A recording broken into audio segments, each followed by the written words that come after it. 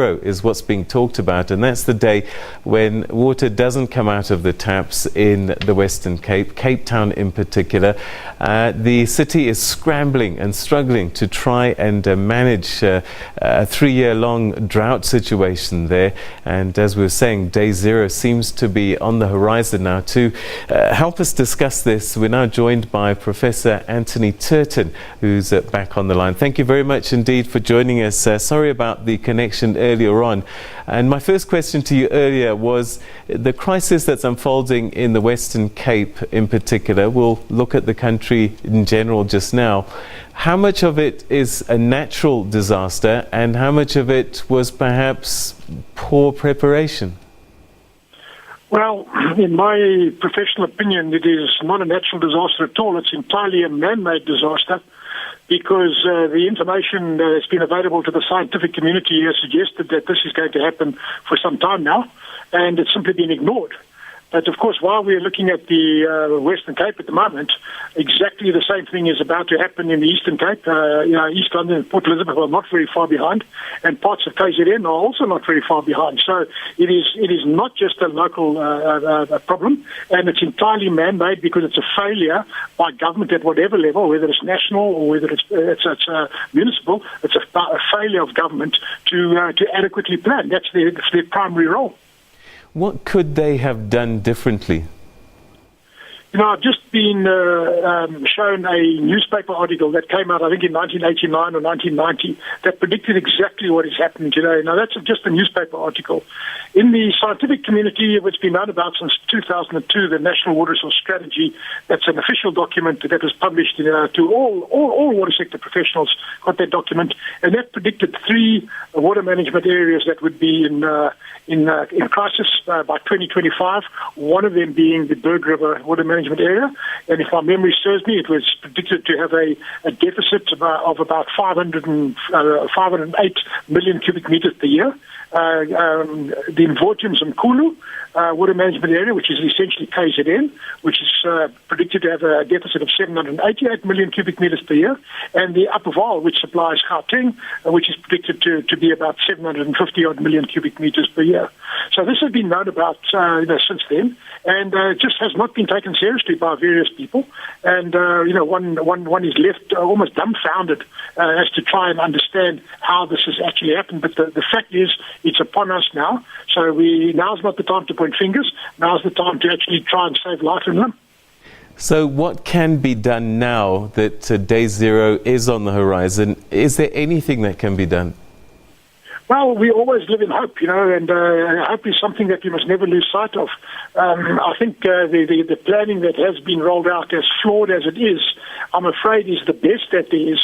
And what surprises me today is that the Cape Town leadership has just purged themselves of the mayor, and they've appointed the deputy mayor, who went on TV today in his first interview that I'm aware of. And I'm just dumbfounded at how ill-prepared that individual was. You only get one chance to make a good first impression. And I'm afraid to say, in this situation where people are just so concerned or so fearful, and here's a person that comes on TV in an interview and just deflects all answers and just doesn't know any of the answers. So I'm afraid to say there's not very much a clear, coherent planning there, and this has to be done very, very urgently. It's my understanding that the provincial leadership now is taking the reins, and I can only hope that they're really going to come out very strong with a plan, because right now the plan that there is, I'm afraid, is not very well thought through. So, I'm sitting here listening to you, and it sounds like you've got a really good grasp on these situations, and I'm wondering where your voice. Have you been trying to talk to the authorities before and warning them and saying to them, listen, this is what we need to do, and we need to do it urgently? And has it been falling on deaf ears? You know, I used to be a fellow at the CSIR. I was the deputy chairman of the Research Advisory Panel, the RAP. That was the highest authority in the CSIR, looking at all the national research agenda and overseeing all the parliamentary money. And from that period of time, it was quite clear that government in general was just simply not listening to science, to the extent that we launched an internal project at that point in time that eventually resulted in us publishing a book called Governance as a Trialogue, Government, Society and Science in Transition. And that was really an attempt to say that if government is not listening to science and there is massive issues facing society, then maybe government will listen to the people, therefore science must talk to the people. And that then set me on a pathway which eventually led to my suspension from the CSIR, simply for talking about these very same issues. So there's a great personal price to be paid. I don't want to make a martyr of myself in the process, but there's a great personal price to pay. And many scientists have either just been cowered into submission, or they've been threatened in one way or another, so they just simply remain silent. The facts are our friends. We must not be afraid of facts. And if we get back to the Cape Town situation now, the planning, as flawed as it is based on some factual evidence. And we've tried our very, very best to get the reports out in public domain, just to at least do some kind of peer review. And we've been blocked. We've been blocked by DDA. They will not make those reports available.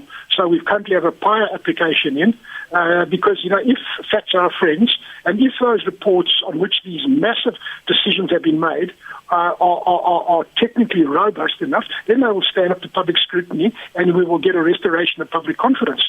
Right now, people are spending millions of rand on this drilling bonanza, and millions and millions of rand are going to drillers, and there's absolutely no indication what the actual cost of drilling is going to be, or whether there is even enough water in those aquifers beyond hype.